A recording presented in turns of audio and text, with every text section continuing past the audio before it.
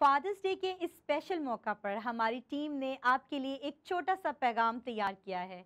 आइए देखते हैं। हिफाजत करने वाला खुदा मुहैया करता है, खुदा पनाह है। बाबा बहुत अच्छे दोस्त हैं। सिखाने वाला, खानदान का साथ देने वाला।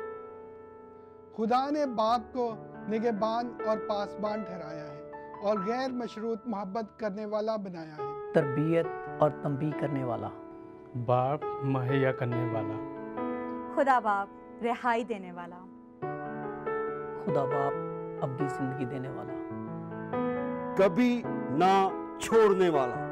Happy father's day.